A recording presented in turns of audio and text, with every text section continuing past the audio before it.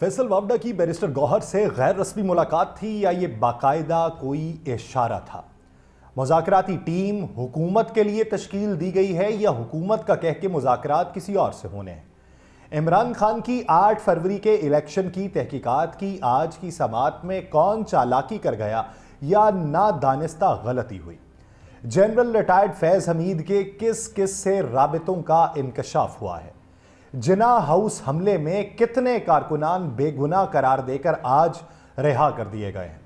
साबिक वज़ीर आज़म शाहिद खाकान अब्बासी मुल्की हुकूमत के किस तरीके से बखिए उधेड़ रहे हैं? आप सब पर सलामती हो। मैं यासिर रशीद हूँ। परवीन उम्मे मुश्ताक का लिखा हुआ है, कुछ तबीयत आजकल पाता हूँ घबराई हुई, शहर भर में है उदासी हर तरफ छाई हुई, कब्र तक पहुंचा गए सारे अजीज़ो अकरबा, आगे आगे फिर रफ़ीके राह तन्हाई हुई, टुकड़े टुकड़े हैं जिगर के शीशाए दिल चूर चूर, ये कयामत है तुम्हारी चाल की ढाई हुई, जिसमें ताकत है न हरकत है न ख्वाहिश है न जान, दिल नहीं एक लाश है सीने में दफनाई हुई, मिन्नतें करता हूं दरगुजरो खुदारा बख्श दो, अब तो नादानी हुई या मुझसे दानाई हुई, शिकवाए वादा खिलाफी का मिला अच्छा जवाब,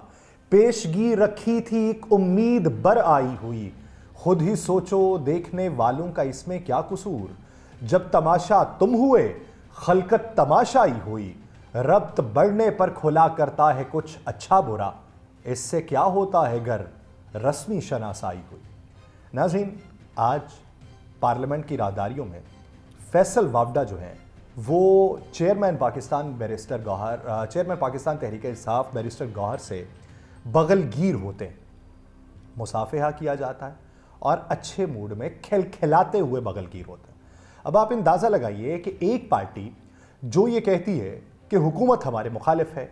एक पार्टी जो ये कहती है कि हमको दबाया गया है, एक पार्टी जो ये कहती है कि फॉर्म 47 की ये हुकूमत है, फॉर्म 45 की नहीं, एक पार्टी जो ये कहती है कि हमारे ऊपर केसेस बेजा बनाए गए हैं, उस पार्टी के रहनुमा हुकूमत में शामिल अगर फैसल वावडा नहीं भी हैं, पाकिस्तान पीपल्स पार्टी और MQM के वोटों से वो सेनेटर बने, जो पाकिस्तान तहरीक इंसाफ के खिलाफ बारहा बोलते रहे, अब भी बोलते हैं, लेकिन बानी PTI की अब हिमायत करने लगे हैं। अब वो जो कल तक ये बात कर रहे थे कि जनरल रिटायर्ड फैज़ हमीद के ऊपर अगर चार्जशीट हो गई है तो बानी PTI कैसे बच सकेंगे, उन्हीं की पार्टी के चेयरमैन जो है वो फैसल वावडा के साथ बगलगीर होते हैं और फिर फैसल वावडा वहां पर मौजूद मीडिया नुमाइंदगान को ये बात करते हैं, ये मेरा भाई शरीफ और मासूम है, इससे मुश्किल सवाल ना किया करो या इसको तंग ना किया करो। जब ये बात की गई तो ये एक गैर रस्मी मुलाकात थी, राहदारी में चलते हुए सिर्फ बगलगीर हुए, या फिर ये वाज़े तौर पे एक इशारा दिया गया? सियासी पंडित कुछ ज़राए वो इस बात को कंफर्म करते हैं कि ये एक वाज़े तौर पर इशारा दिया गया हुकूमत को हिलाने को, हुकूमत को जगाने को, हुकूमत को बताने को, और इसी वजह से हुकूमत में हलचल दिखाई देती है। वो हलचल इस तनाजुर में कि फैसल वावडा अगर पाकिस्तान तहरीक इंसाफ के चेयरमैन से बगलगीर हो रहे हैं तो इसका मतलब ये कि कोई और राहदारी खुल जाएगी। मुज़ाकराती टीम जो हुकूमत से मुज़ाकरात करने को तश्कील दी गई है, ये ना हो कि वो हुकूमत से मुज़ाकरात का नाम लेकर किसी और से मुज़ाकरात करने चली जाए, क्योंकि आज बैरिस्टर गौहर ने ये पार्लियामेंट के फ्लोर के ऊपर कहा है कि जमहूरियत का हिस्सा है कि अवाम सड़कों पर एहतजाज करते हैं, हमारे लोगों के साथ ज़्यादती हुई है, हमारे मुजाहिरीन में किसी के पास कोई असलहा नहीं था, और उन्होंने कहा कि इस मुल्क में पहले भी तहकीकाती कमीशन बनते रहे हैं लेकिन कुछ नहीं हुआ, ये ऐवान आज तक अपने अरकान और उनके बच्चों का तहफ़्फ़ुज़ नहीं कर सका। उन्होंने कहा हमने कमेटी इसलिए बनाई कि गलतियों को ठीक करें, इसको कमज़ोरी ना समझें,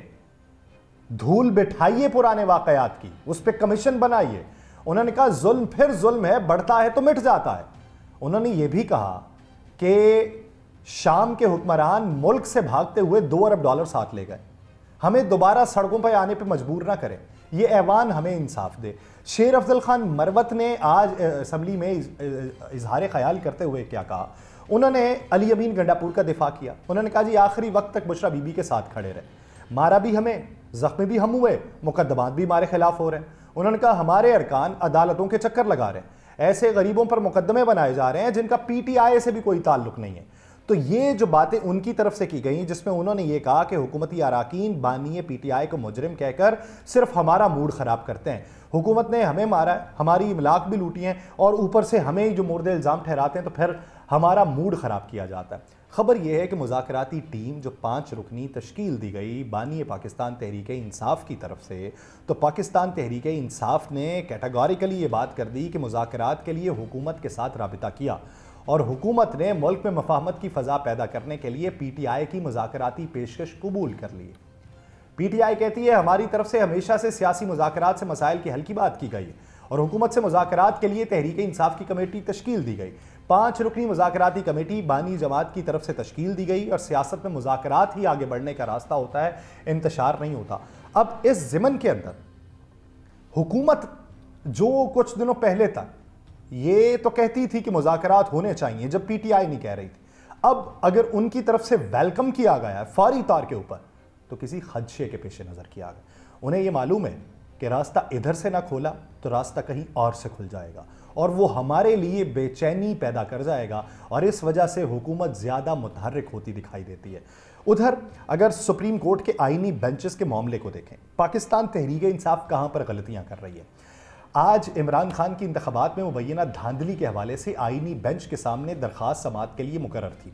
جب کیس کال ہونے لگا تو اس سے پہلے عمران خان صاحب کے وکیل حامد خان صاحب کمرہ عدالت میں موجود تھے۔ جب کیس کال ہوا تو حامد خان صاحب کمرہ عدالت سے باہر نکل گئے، ججز پوچھتے رہ گئے کہ حامد خان کہاں ہیں؟ ابھی تو ادھر ہی تھے۔ حامد خان صاحب کا کلرک بھاگا، انہیں واپس کمرہ عدالت میں لے کے آیا۔ حامد خان صاحب آج کی سماعت کے متعلق ہی لا علم نکلے، انہوں نے عدالت کو بتایا کہ ہماری سماعت تو 12 دسمبر کو ہے، آج کی سماعت کے متعلق مجھے نوٹس نہیں ملا۔ عدالت سے پھر انہوں نے استدعا کر دی کہ کیس کو ملتوی کر دیں، عدالت نے استدعا منظور کر لی اور کیس جو ہے وہ موسم سرما کی تعطیلات کے بعد تک ملتوی کر دیا گیا۔ اب آپ یہاں سے اندازہ لگائیں، یہ خبر، یہ کاز لسٹ ان کیسز کی 6 دسمبر کو سامنے آ گئی تھی۔ 6 دسمبر کو پتہ چل گیا تھا کہ 9 مئی کے کیسز کن دنوں میں ہیں، 8 فروری کے الیکشن کے کیسز کن دنوں میں ہیں، آئینی ترمیم کے کیسز کن دنوں میں ہیں، جوڈیشل کمیشن بنانے کے کیسز کن دنوں میں ہیں، عدالتوں کے حوالے سے کیسز کن دنوں میں ہیں، سویلین کے ملٹری کورٹس کے اندر ٹرائلز کے حوالے سے کیسز کن دنوں میں ہیں، اس کی باقاعدہ طور پہ کاز لسٹ جاری ہوئی تھی۔ اور پچھلے 4 دنوں میں خصوصاً میں نے تو اپنے پروگرام کے اندر ہر پاکستان تحریک انصاف کے رہنما سے کیٹاگوریکلی یہ سوال بھی کیا تھا کہ 11 دسمبر کے کیس کے حوالے سے آپ کی تیاری کیا ہے، اور میں اپنے گزشتہ ویلاگ کے اندر نعیم حیدر پنجوتھا کو بھی ریکارڈ جو ہے وہ آن ریکارڈ لا چکا ہوں کہ انہوں نے یہ کہا کہ ہماری تیاری پوری ہے، کور کمیٹی کے اندر یا سیاسی کمیٹی کے اندر اس بات کا تذکرہ ہوگا۔ تو سوال یہ پیدا ہوتا ہے کہ وہ درخواست جو اتنا عرصہ سنی نہیں گئی، مقرر ہی نہیں ہوئی، وہ اب مقرر ہو چکی تھی، تو اس میں یہ نادانستہ یا دانستہ طور پہ غلطی کیوں کی گئی؟ جب معلوم تھا سب کو کہ 11 دسمبر کو تھا، تو حامد خان صاحب نے آج موقف کیوں اپنایا کہ ہمیں تو 12 دسمبر کا معلوم تھا؟ کاز لسٹ جاری ہونے کے باوجود اس طرح کا موقف اپنایا گیا، تو اس سے ایک تو تاثر یہ ملتا ہے کہ اس کو ڈیلے کروایا گیا ہے، کہ یہ delay who, P T I کو خدشہ بھی ہو سکتا ہے کہ اس میں کوئی فیصلہ آ جائے، ان کے خلاف یا ان کی استدعا مسترد کر دی جائے۔ اس میں خدشے کے پیش نظر اسے ملتوی کیا گیا ہے تاکہ دوسری جگہ پہ پیچ اپ کیا جا سکے، یا پھر اگر یہ بات نہیں ہے تو پھر یہ نادانستہ غلطی گلے بھی پڑ سکتی ہے۔ ادھر موجودہ کیسز کے اندر عام انتخابات 2024 میں دھاندلی سے متعلق جو درخواستیں تھیں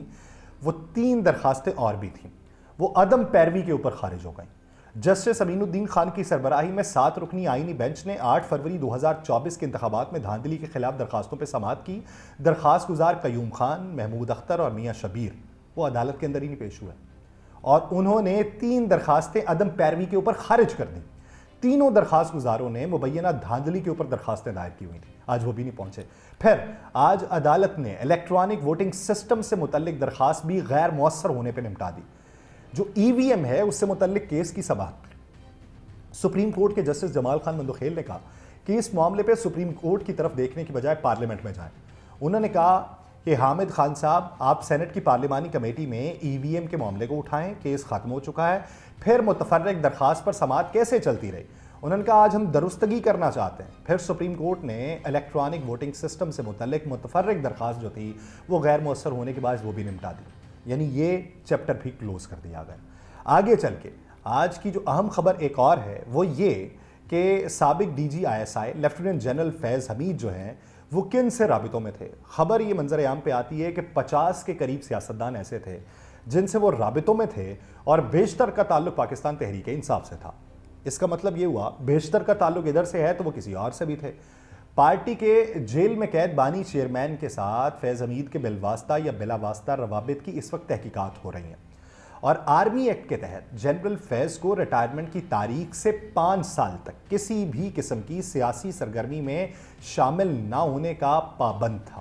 اور اس سے قبل یہ پابندی 2 سال کے لیے تھی, لیکن 2023 میں آرمی ایکٹ میں جو ترمیم کی گئی اس کے تحت یہ شرط عائد ہوئی کہ جو لوگ حساس ذمہ داریوں کی ادائیگی کے لیے فوج میں تعینات رہے, ملازم رہے, معاون رہے, کسی ذمہ داری یا حساس ڈیوٹی کے اوپر مامور رہے, وہ ریٹائرمنٹ, استعفے, ڈسچارج کیے جانے, برطرفی یا ملازمت سے فارغ کیے جانے کی تاریخ سے 5 سال تک ہر طرح کی سیاسی سرگرمی میں حصہ نہیں لیں گے. یہ ان دنوں کی بات ہے کہ جب بہت سے ریٹائرڈ افسران جو تھے وہ پاکستان تحریک انصاف کی حمایت کے اندر منظر عام پہ تھے, تو اس وجہ سے کیٹیگوریکلی آرمی ایکٹ میں ترمیم کر کے یہ کہا گیا کہ آپ عہدوں کے اوپر رہے ہیں, آپ کے اختیارات تھے, آپ کے بہت سے روابط تھے, اس لیے سیاسی سرگرمیوں میں آئیں گے تو ادارے کی ساکھ متاثر ہوگی, تو 5 سال تک کسی سیاسی سرگرمی میں حصہ نہیں لے سکتے. تو 9 مئی کے بعد عمران خان کی گرفتاری کے بعد بھی کہا یہ جاتا ہے کہ متعدد روابط کے توسط سے وہ عمران خان کے ساتھ روابط میں تھے, اور ان روابط کی نوعیت براہ راست یا بالواسطہ ہے یا نہیں اس کی تحقیقات جاری ہے. اور پھر یہ بھی منظر عام پہ آیا کہ جو کچھ سیاستدان کچھ دیگر لوگوں کے توسط سے عمران خان اور سابق ڈی جی آئی کے درمیان رابطے کا ذکر بھی کیا گیا, اور یہ بھی بتایا گیا کہ گرفتاری سے پہلے جنرل فیض کو فوجی حکام کی جانب سے ریٹائرمنٹ کے بعد کی قابل اعتراض سرگرمیوں کے بارے میں 1 سے زائد مرتبہ خبردار کیا گیا, لیکن وہ باز نہیں آئے. اور پھر جب ان کی حراست کے معاملے پہ عمران خان صاحب نے فاصلہ اختیار کر لیا, جنرل فیض کی گرفتاری کے چند روز بعد ریالہ جیل میں عمران خان کے ساتھ ملاقات کرنے والے ان کی ماہرین قانون کی ٹیم نے کہا کہ جنرل فیض کی گرفتاری فوج کا اندرونی معاملہ ہے, پارٹی کا اس سے کوئی تعلق نہیں. تو پھر اب وہ رابطے اسٹیبلش کیے جا رہے ہیں. طریقہ کار کورٹ مارشل کا کیا ہوتا ہے, یعنی جو چارج شیٹ ہے وہ ایک قسم کی فرد جرم ہے جو عائد کر دی گئی ہے. اب اس سے پہلے پروسیکیوشن نے اپنے تمام تر شواہد, ان پر لگے الزامات, اس پر گواہان, ان کے بیانات قلم بند ہوئے. قلم بند ہونے کے بعد کورٹ مارشل کی اس کارروائی کے دوران جو جج صاحب تھے انہوں نے اس کا یہ احاطہ کیا کہ اس میں ان کے اوپر یہ ساری چارج شیٹ لگتی ہے, یعنی چارج شیٹ جو سول عدالتوں میں فرد جرم کا عائد ہونا ہے وہ ان پہ عائد کر دی گئی. اب ان کے پاس حق دفاع ہے, اب وہ حق دفاع کی کارروائی آگے چلے گی. حق دفاع میں جو الزامات, جو گواہان ان کے خلاف اس ملٹری کورٹ کے اندر پیش ہوئے ہیں اس پہ انہوں نے اپنا دفاع کرنا ہے, اور اگر وہ دفاع کر پائے تو کیس سے بری ہو جائیں گے, دفاع نہ ہو پایا تو جرم ثابت ہو جائے گا. تو اس ضمن کے اندر 2 مراحل ہیں. ایک اپنے اختیارات کا ناجائز استعمال, یعنی ٹاپ سٹی ہاؤسنگ سوسائٹی وہ والے معاملات, وہ ہے اپنے اختیارات کا ناجائز استعمال, اور اپنے عہدے پہ ہوتے ہوئے سیاسی معاملات میں انٹرونشن, یہ ایک معاملہ ہے. دوسری بات آفیشیل سیکرٹ ایکٹ, یعنی خفیہ معلومات کسی غیر متعلقہ شخص تک پہنچانا, یہ دوسری بات ہے. 9 مئی کے کیسز میں ادارے کے خلاف اکسانا, یہ دوسرا معاملہ ہے. اب یہ 2 معاملے کسی ایک میں بھی اگر گلٹی پائے گئے تو سزا ہوگی. اس منظرنامے کے بعد آگے بڑھتے ہیں. آج کی ایک اور اہم خبر یہ ہے کہ لاہور کی انسداد دہشت گردی عدالت کے جج منظر علی گل نے جناح ہاؤس حملہ اور جلاؤ گھیراؤ کے مقدمے کی سماعت کی, جس میں عدالت کو یہ بتایا گیا کہ جے آئی ٹی نے تفتیش کی ہے اور تفتیش میں خواتین سمیت 8 پی ٹی آئی کارکنوں کو بے گناہ قرار دیا گیا. بے گناہ قرار دیے گئے افراد کے وکلاء نے ضمانت کی درخواستیں واپس لینے کی استدعا کی, جس پر عدالت نے ضمانت کی درخواستیں واپس لینے کی بنیاد پر انہیں نمٹا دیا. جے آئی ٹی نے تفتیش میں حسان نیازی کی بہن ہاجرہ نیازی کو گناہگار قرار دیا, جبکہ فاطمہ حیدر, بینا ذیشان اور رخسانہ نوید وہ قصوروار پائیں. عدالت نے ہاجرہ نیازی سمیت دیگر کی عبوری ضمانت میں 15 جنوری تک توسیع کر دی ہے. یہ معاملہ 9 مئی کے کیسز کے حوالے سے ہے. اب اس پہ مستقبل میں جو کیسز لگے ہوئے ہیں آئینی بینچز میں، اس کا جو نتیجہ رہے گا وہ بھی قابل غور ہوگا اور اس کے اثرات بھی دیر پا ہوں گے۔ اس کے علاوہ وفاقی حکومت پاکستان مسلم لیگ نون کی، اور نون کے بہترین یعنی محسن یا جن پہ احسان کیا گیا شاہد خاقان عباسی، وہ اس وقت موجودہ حکومت کے بخیے ادھیڑ رہے ہیں۔